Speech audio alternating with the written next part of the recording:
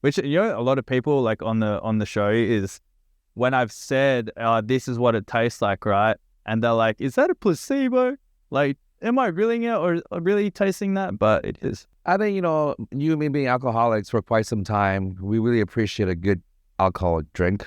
And I think as we get older, we start refining our taste.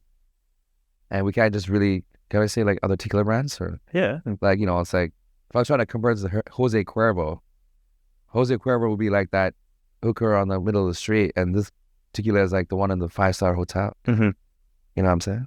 But a lot of people are interesting. I was actually going to get one of Jose Cuervo has got they've got this. Not to say anything about Jose Cuervo. I still like you guys. I'm just comparing you guys to I don't like you guys. Yeah, them with your like shitty hooker, like your lowest brand is terrible. It's pretty lawless, actually. Yeah, but they actually do have a really nice taste. They actually do have a proper premium that's like their version of Clase Azul.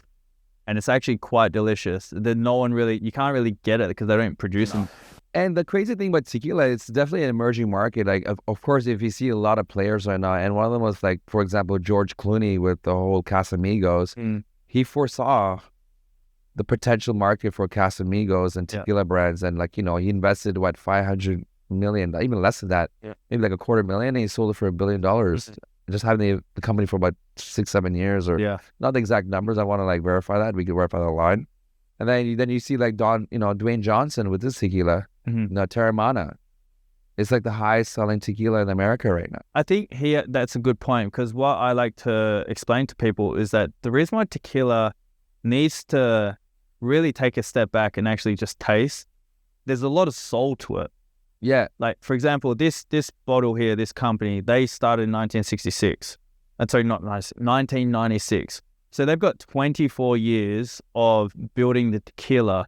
But then when you look at other tequilas as well, there's always some sort of soul that's connected back to the Mexican people. Yeah. And that's the beautiful thing about tequila. No, absolutely. I completely agree with that. And just to add to what you're saying is tequila is, I think, plant-based. Am I correct? Yeah, what's agave, yeah. Yeah, so the agave. So what's really spiritual about that is a spiritual spirit, and that's why they call it spirit. And because it's made by Mexicans, and they're very spiritual people by themselves, so they put a lot of love and soul to what they make. Yeah. And if you compare like all the tequila bottles, even like the Clase Azul, for example, like those are handmade bottles. And each one of them are particularly handmade. It doesn't matter how many people they hire, but they're all handmade. And they build it with heart and soul. And I think there's some spiritual, like, beautiful element to it. That's why people drink tequila, their souls open up, and like it's a different type of like under the influence per se. Yeah. Compared to other spirits like vodka,